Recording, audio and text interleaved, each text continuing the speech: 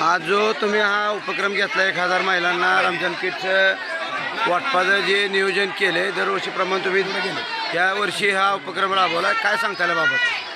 माझे वडील उपनगराध्यक्ष शौकत तलबदार हे 10 ते 15 वर्षापासून हे वाटप करत आहेत.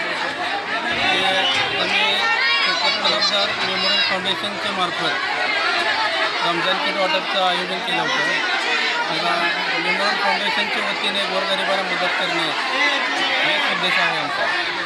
तुम्ही दरवर्षी हा कार्यक्रम घेताय, दरवर्षी तुम्ही सर्व गरजू महिलांना किंवा जे गरजू मुस्लिम समाजाचे लोक आहेत त्यांना हा किट वाटप करताय, काय उद्देश असेल मागवडे?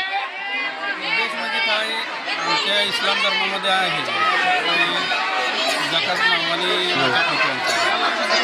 जे आमचं 2.5% आम्ही इथं वाटप करतो. वर्षाला जे पण प्रॉफिट असते त्याचं 2.5% त्या उद्देशाने आमचं वाटप आहे.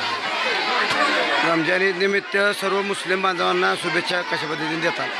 रमजान ईद निमित्त तलबदार परिवाराकडून शौकत तलबदार मेमोरियल फाउंडेशनच्या वतीने सर्वांना रमजान ईदच्या शुभेच्छा. शादी खाण्यासाठी जो तुम्ही काय मागणी केली, पत्र दिले जिल्हाध्यक्ष श्री नाना चव्हाण यांच्याकडं आणि राजन मालकांकडं, काय ती मागणी आहे?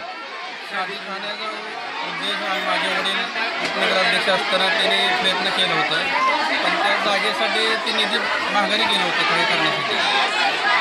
मग आज मी स्वतःची माझी वैयक्तिक 10 गुंठे जागा बक्षीसपत्र म्हणून नगर परिषदेला दिलेली आहे.